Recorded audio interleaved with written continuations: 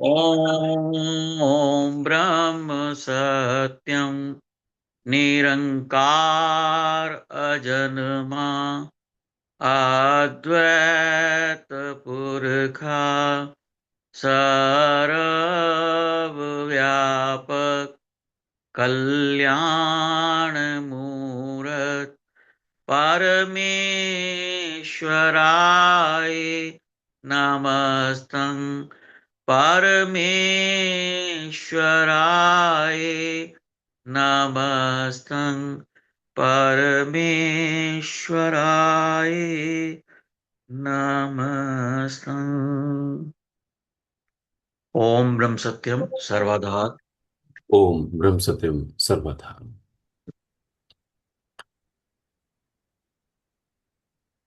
ग्रंथ श्री समता विलास, देवी देवताओं और ग्रहों की पूजा का सिद्धांत। वचन नंबर 49, पेज नंबर 151। हे मेरे प्रभु, हे मेरे दीन दयाल दीनानाथ, हम पर कृपा बनाए रखें।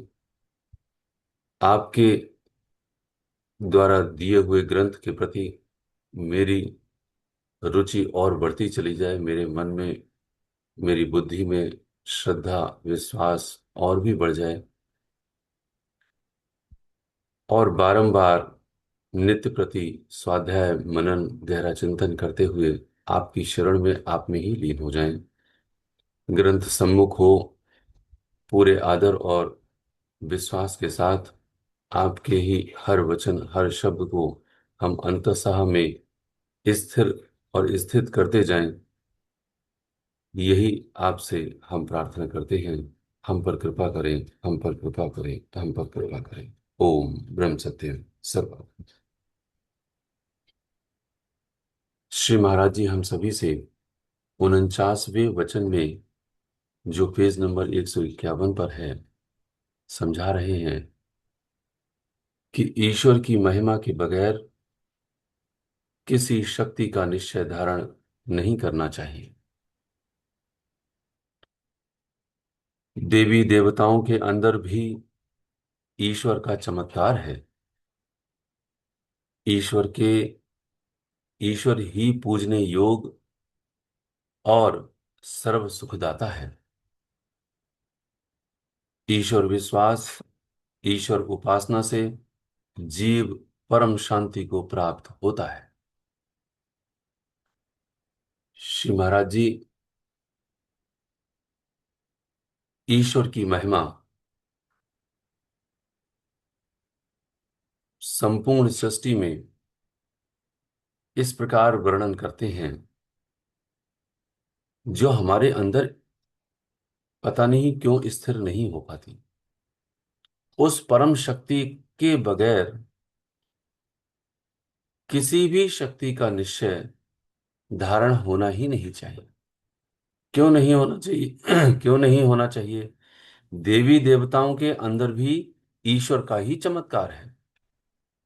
संपूर्ण सृष्टि ईश्वर के चमत्कार के बिना है ही नहीं। यदि किसी के अंदर कोई गुण है, वह ईश्वर की ही दात है और वह उसके तपस्या का फल है। श्री महाराज जी कहते हैं, इसीलिए ईश्वर ही पूजने योग है और सर्व सुखदाता है। संपूर्ण सुख प्रदान करने वाले केवल परमपिता परमेश्वर ही हैं, जो सर्वशक्तिमान हैं, सर्व समर्थ हैं। इसलिए ईश्वर विश्वास, ईश्वर उपासना से जीव परम शांति को प्राप्त होता है। परमपिता परमेश्वर ही समस्त दुख सुखों को देने वाला है, समस्त दुखों से दूर कराने वाला है। ऐसा ईश्वर विश्वास मन में स्थिर ईश्वर उपासना से ही होता है। अन्यथा मन में कपट छल ईर्ष्या आदि अवगुण ही आते हैं। अन्य शक्तियां जितनी भी हैं, वह सभी ईश्वर के अधीन हैं, वो स्वतंत्र नहीं है। उनके अंदर जो भी चमत्कार है, जिस करके हम उनको देवी देवता करके समझते हैं, वह चमत्कार, वह शक्ति ईश्वर के द्वारा ही प्रदत्त है।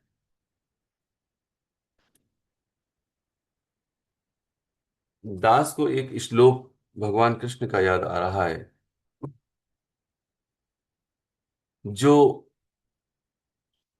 7वें अध्याय में 7वां ही श्लोक है।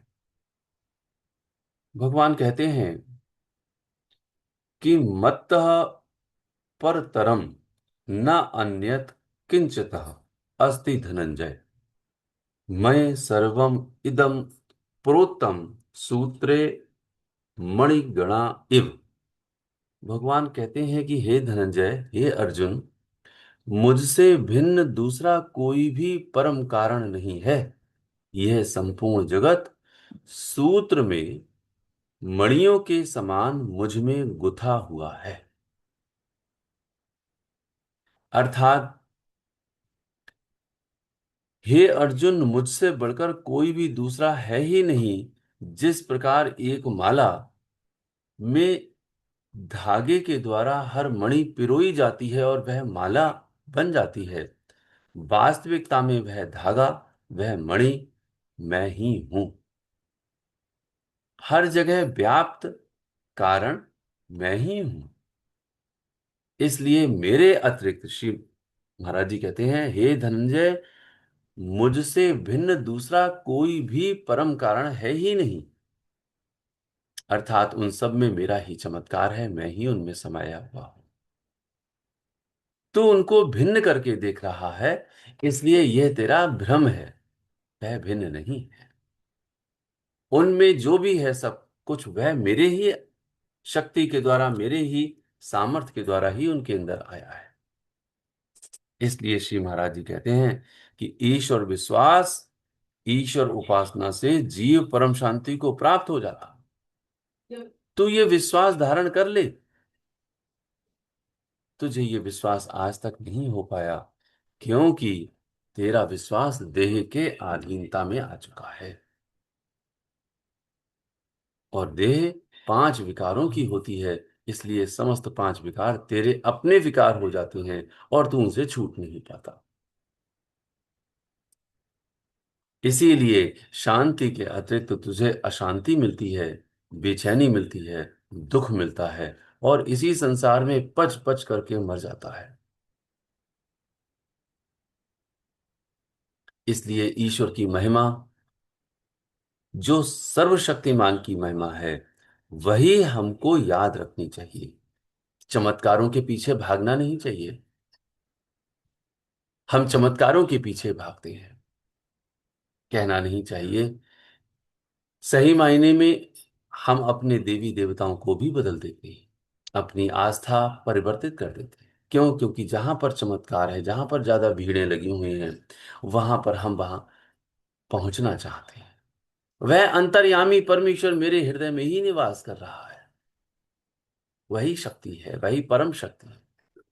किसी लालच में, किसी स्वार्थ में की गई कोई भी पूजा स्थायी शांति नहीं दे सकती। क्षणिक शांति मिल भी जावे, परंतु बाद में बेचैनी ही मिलेगी, क्योंकि वह क्षणिक शांति एक कामना युक्त होगी और कहीं भुलावे और भ्रम में खड़ी होगी। जो जो स्थायी शांति है, जो स्थायी चैन है, जिसको परम शांति और अखंड चैन कहते हैं, वह परम सत्ता, परम ईश्वर परमेश्वर से ही मिल सकती है, क्योंकि वो सर्व समर्थ है। इसीलिए भय और लालच से की गई पूजा अकार्थ हो जाती है और अंधविश्वास को बढ़ाने वाली होती है। सच्ची उपासना वह ही है जो मन को शांति और निर्मल बनाए। निर्मल मन जन सोई मोहि पावा। मेरे मन में छल कपट होगा, ईर्ष्या होगी, द्वेष होगा, तो प्रभु कैसे प्रसन्न होंगे? इसीलिए जैसे जैसे उसकी पूजा बढ़ती है, वैसे वैसे उसकी जो दृष्टि है वह परिवर्तित हो जाती है। पहले आंतरिक स्तर में उसकी स्थिति बदलती है, कि परमपिता परमेश्वर रोम रोम में रमा हुआ है। फिर बाद में उसकी वही दृष्टि समदर्शिता की बाहर होती है, सिया राम मैं सब जग जानी, करूं प्रणाम जोर जुग पानी। फिर सब नर नारियों में, हर एक नर मादा में वह सिया राम के दर्शन करता है। लेकिन 50वें वचन में श्री महाराज जी हमको एक बहुत कड़ी चेतावनी और एक रहस्य को समझा रहे हैं। ध्यान से सुनेंगे कि अवतार, सिद्ध, ऋषि, ऋखीश्वर, गुरु, पीर, नबी, रसूल सब इस परम शक्ति को सिमरते आए हैं और लोगों को भी उसकी महिमा का उपदेश देते आए हैं। मगर बाद में फरेबी लोगों ने ईश्वरीय पूजा और महिमा को गुप्त करके ईश्वर के पूजने वालों की परस्तिश यानी पूजा करानी शुरू कर दी, जिससे उनकी पेट पूजा यानी जरूरतें अफसानी, जिसको इंद्रियों के भोग कहते हैं, वह पूर्ण होने लगे। श्री महाराज जी और समस्त सत्पुरुष एक ही बात कह रहे हैं कि जो परमपिता परमेश्वर है वही सर्वसमर्थ है, हम सबको उन्हीं की पूजा करनी है। और वह स्वयं भी उन्हीं की पूजा करते हुए आए और उनकी पूजा को हमसे दृढ़ भी करा रहे हैं कि इनकी ही पूजा करनी है। उनके लिए कोई संशय और कोई शक नहीं, कोई भ्रम नहीं। और वो डंके की चोट पर कहते हैं इस बात के लिए कि कामना मत रखो, निस्वार्थ और निष्काम भावना से अपने समस्त कर्मों को करते हुए परमपिता परमेश्वर के शरण में पहुंच जाओ। और यही सब कुछ लोक कल्याण करते हुए समस्त ईश्वर जो पीर, नवी, अवतार, ऋषि ऋषि और सिद्ध आए हैं, उन्होंने यही सिमरते हुए हमें ज्ञान बख्शा है, अपना जीवन वैसे ही बनाया है। लेकिन बाद में क्या हुआ कि जो फरेबी लोग हैं उन्होंने ईश्वरीय पूजा और उनकी महिमा को गुप्त कर दिया। क्यों किया गुप्त? क्योंकि उनके जो इंद्रिय सुख हैं वह उनको मिलते रहे। क्या मान अपने आप में सुख है या नहीं? सब मान पाना चाहते हैं, अपमान कौन पाना चाहता है? सब सुख चाहते हैं, दुख कौन चाहता है?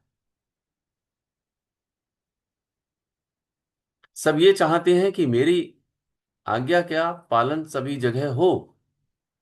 आज्ञा का पालन कौन करना चाहता है? आज्ञा का पालन करने में कष्ट होता है, मान गलित करना पड़ता है। इसीलिए हम श्रेष्ठ बनना चाहते हैं, सेवक नहीं बनना चाहते, हम दास नहीं बनना चाहते। सेवक धर्म अति कठोरा, रामचरितमानस कहती है कि सेवक का धर्म अति कठोर है। जहां भगवान राम जब वन में गए तो जिस धरा पर, जिस पृथ्वी पर वो सो रहे थे, उनके छोटे भाई भरत नंदीग्राम आश्रम में उस धरती से भी नीचे कुछ गड्ढा खोद करके उन्होंने वहां पर सोना प्रारंभ किया। यह इस बात का सूचक है कि अपने ही परमेश्वर से नीचे हमें बैठना है। या यूं कहें, अब देखो, महाराज जी ने उपदेशक के वास्ते कोई ऊंचा आसन लगवाया क्या? और स्वयं कहते थे कि नारायण रूप संगत से ये ऊंचा नहीं बैठ सकते। वो समस्त संगत को नारायण रूप देखा है। जहां पर भगवान राम और भरत का संवाद है, वो उनको परमेश्वर कह रहे हैं और वो भक्त करके वो नीचे बैठ रहे हैं। श्री महाराज जी तो परम पिता परमेश्वर, वो त्रिकालदर्शी हैं, वो सर्वसमर्थ हैं, लेकिन वो हमें मार्गदर्शन दे रहे हैं इस बात के लिए कि तुम कहीं श्रेष्ठ अपने अंदर समझ ना बैठो। इसलिए उपदेश करने भी जब बैठो तब भी तुमने समस्त संगत के बराबर ही बैठना है। क्या आज्ञा का पालन करते हैं हम सब, विचार तो करें। इसीलिए सेवक का धर्म, दास का धर्म अति कठोर है। श्री महाराज जी कहते हैं कि हम बाद में करते क्या हैं, मगर ईश्वर की जो पूजा है वह बाद में उन फरेबी लोगों के द्वारा गुप्त कर दी जाती है, उनके अधीन हो जाती है। इसलिए दासत्व भाव में सेवक का भाव जिसके अंदर आता है, वह उन ऋषि अवतार गुरु पीर और पैगंबर के उन शास्त्रों के आधार पर ही समस्त अपने जीवन की क्रिया करते हैं। और वह जीवन की क्रिया क्या है? वही जीवन की क्रिया है कि केवल परमपिता परमेश्वर को सिमरना और उन्हीं की महिमा का गायन करना। श्री महाराज जी इस वचन में साफ कहते हैं, पेट पूजा का मतलब यह नहीं है कि उनके उदर की पूर्ति हो, अर्थात पेट भरे। पेट भरने का अर्थ ये नहीं, बल्कि यह है कि समस्त जो भोग हैं इंद्रियों के, वो मेरे मेरे पूरे होने लगे। ये भोजन की बात नहीं है, स्वार्थ, धन संग्रह, इंद्रिय भोग, मेरा मान, मेरी श्रेष्ठता, ये मेरी बढ़ने लगे। और वह इसी को स्थिर और स्थायी कराना चाहते थे। इसीलिए जब धर्म, सेवा और आत्म कल्याण की बजाय व्यवसाय ये बन जाता है, तब यही आध्यात्मिकता उसके अंदर से नष्ट होने लगती है और वह धर्म से पतित हो जाता है। क्यों? क्योंकि उसने अपने इंद्रियों के भोगों को वरीयता दे दी, उनका वहां प्राथमिकता दे दी। करना तो त्याग था, एक एक इंद्रियों भोगों का संपूर्ण त्याग करना था। और त्याग करते करते इतना त्याग करना था कि अंत में अनानियत तक का भी त्याग करते हुए समर्पणता लेकर के आनी थी कि हे परमेश्वर, मेरा कुछ भी नहीं है, मेरा मुझ में कुछ नहीं, जो कुछ है सो तोय, तेरा तुझको सौंपते क्या लागत है मोय। अंत में यह स्थिति आनी थी, मेरा मुझ में वास्तव में कुछ नहीं। क्योंकि उसके अंदर यह भाव आ जाता है कि जब मैं था तब हरि नहीं, अब हरि है मैं ना।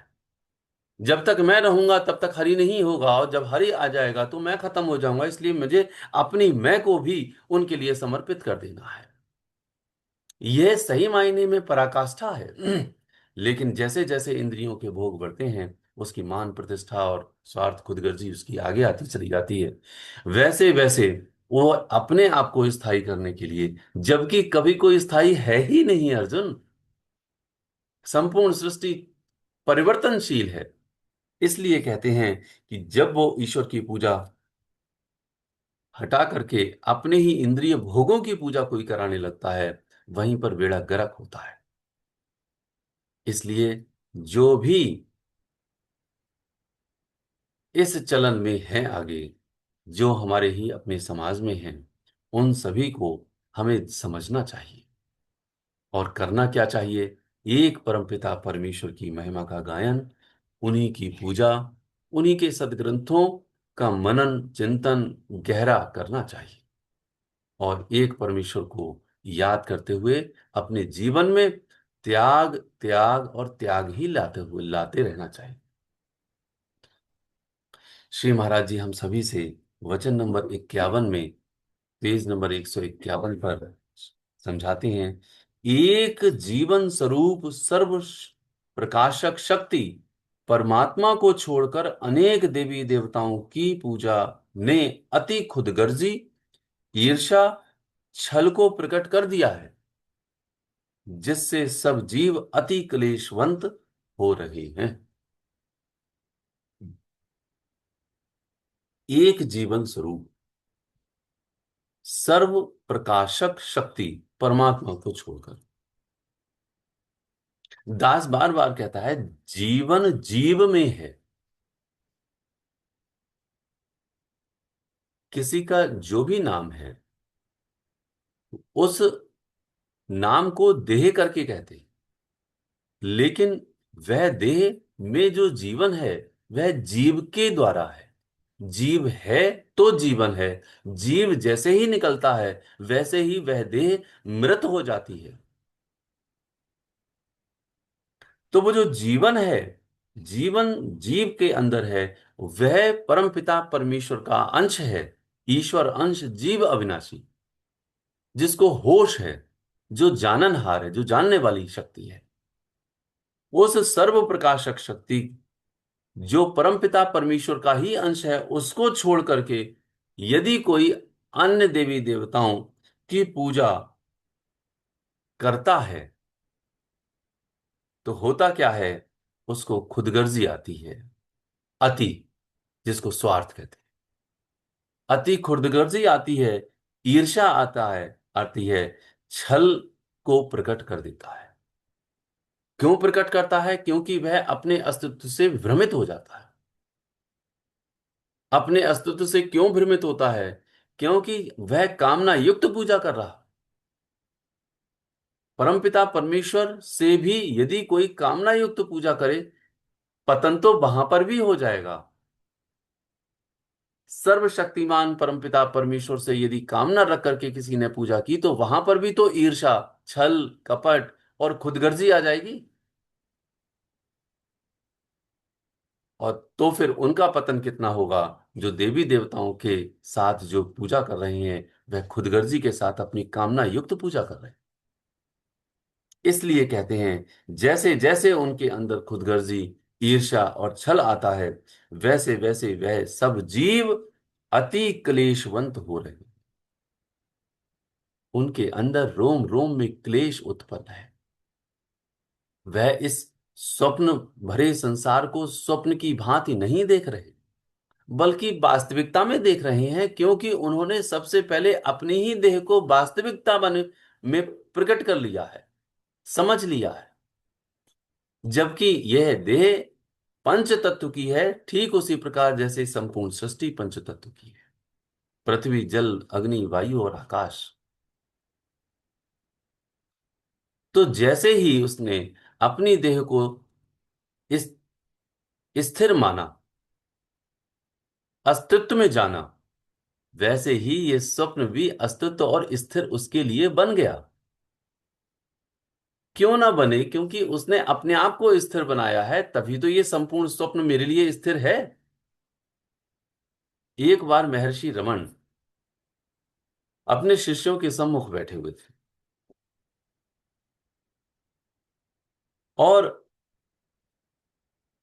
एक शिष्य ने महर्षि से एक प्रश्न पूछा, निवेदन करते हुए, महर्षि, आप इंग्लैंड हमारे साथ चलो। क्या ऐसा हो सकता है? वो पूछते हैं, क्यों? उन्होंने कहा, वहां इंग्लैंड में बड़ा भोगवाद है। सब भोगमयी जीवन को व्यतीत कर रहे हैं। किसी को सार तत्व तो परमपिता परमेश्वर जो सर्वशक्तिमान है, उनका, किसी को उनकी महिमा का ज्ञान ही नहीं है भी, तो उनसे केवल स्वार्थ पूर्ति की खातिर वहां जाते हैं। और हो जाती है तो बहुत अच्छी बात है, नहीं होती है तो वहां उस स्थान को छोड़ देते हैं। आप जब वहां चलेंगे तो कुछ अंतर आएगा, लोगों में फर्क आएगा। तो जब इतनी बात हो गई, तो महर्षि ने उस व्यक्ति से पूछा कि इंग्लैंड कहाँ है। उस व्यक्ति ने कहा कि नक्शे के आधार पर इस तरह से एरोप्लेन से जाते हैं, और ये इस कंट्री के साथ लगा हुआ है। महर्षि ने फिर से पूछा, नहीं, यह बताओ कि इंग्लैंड है कहाँ।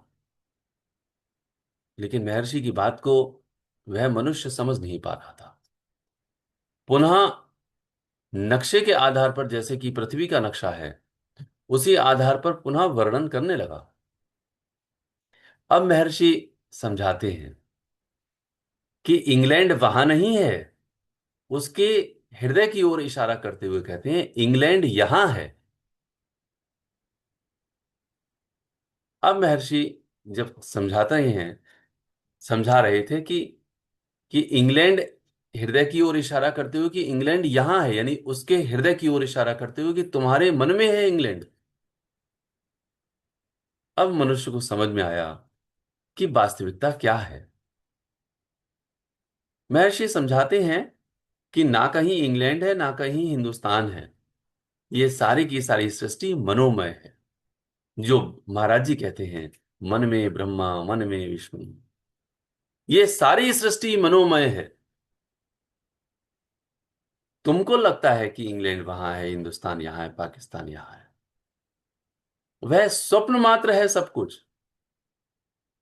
इसलिए इस मन से जिस दिन इंग्लैंड को निकाल दोगे, इस समस्त पूरी सृष्टि को परे कर दोगे, यही मन निर्मल हो जाएगा, जिसको कहते हैं मलिनताई से निर्मलताई में आ जाएगा। और यही मन चंचलता से निश्चलता में आते हुए परमपिता परमेश्वर में लीन हो जाएगा।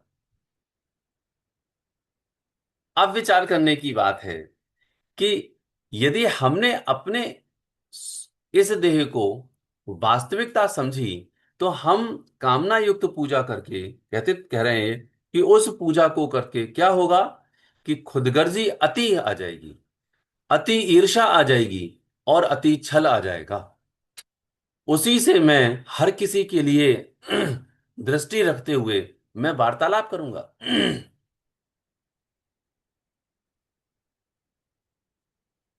और वैसे ही वार्ता करते हुए अपने आप को प्रतिष्ठित करने की कोशिश करूंगा। तो अब बताओ, ईर्ष्या, छल, कपट, खुदगर्जी मेरे अपने अस्तित्व से बढ़ रही है या घट रही है? तो मैंने अपना अस्तित्व सबसे पहले बनाया।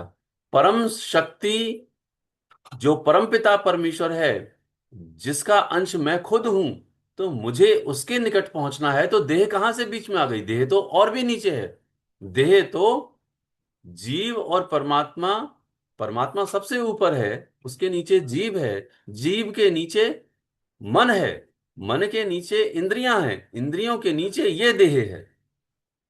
तो जीव को जब ये होश है कि इंद्रियां से भी नीचे मेरी देह है, तो देह को मैं स्थायी करूंगा, देह के सुख अर्थात इंद्रियों के सुख को मैं स्थायी करूंगा, इन मन की कामनाओं को पूरा करूंगा, तो मेरा पतन देह परायणता में गर्क हो जाएगा, मैं पतित हो जाऊंगा। तो इसलिए मुझे देह परायणता ना रखते हुए, बल्कि ईश्वर परायणता रखते हुए, हर किसी कामना को परे रखते हुए मुझे परमात्मा की शरण में पहुंचना। तो देह कहां से आ गई? तो कामना कहां से आ गई? तो जब देह और कामना नहीं, तो कहां से ईर्ष्या आएगी? तो तब तो सबसे प्रेम आएगा। तो छल कपट कहां आएगा? हम तो दूसरे के सेवक बनते हुए, दूसरे को अपने आप से, दूसरे से अपने आप को कम समझते हुए हम जीवन व्यतीत करेंगे। क्यों? क्योंकि मेरा जीवन जीव में है जो परमात्मा की शरण में जाएगा। तो इसीलिए जो अंतिम वचन आज का है कि एक जीवन स्वरूप सर्वशक्तिमान परमात्मा की ही शरण में रहना है। यदि कोई उसको छोड़ करके अनेक देवी देवताओं, जो कामना युक्त पूजा है, उसको धारण करता है, तो वह अति से अति खुदगर्जी में आ जाता है, ईर्ष्या में आ जाता है, छल कपट को प्रकट कर देता है। और यही हो रहा है। जिसके अंदर ईर्ष्या का भाव है, दूसरे के अंदर दोष उसके अंदर आ रहे हैं कि उसने ये गलती की है, उसने ये गलती की है, चाहे वो घर परिवार में हो, चाहे वो समाज में हो, चाहे वो संगत में हो। तो उसने जो भी, जिसके ऊपर भी उंगली उठाने की कोशिश की है, उसे होश ही नहीं है कि वह देह परायणता में अति लीन हो चुका है। इसीलिए वह क्लेशवंत रहता है, उसको अति क्लेश रहता है। जहां रोम रोम में राम रमने वाला है, वहां रोम रोम में क्लेश बसा जाता है। इसलिए परमपिता परमेश्वर से आदर भाव से निवेदन करते हुए कि हे प्रभु, हे दीनदयाल, हे दीनानाथ, हमें अपनी शरण में लीजिए, हम पर अपनी कृपा बरसाए रखिए। आपके द्वारा दिए हुए ग्रंथ से ज्यादा गहरा मनन चिंतन करते हुए केवल आपकी ही शरण में हम बने रहें, आप में ही हम लीन हो जाएं, ऐसी कृपा करते हुए हमें अपनी शरण में लेते हुए इस मानुष चोली को सफल करें। ओम ब्रह्म सत्यम सर्वदा।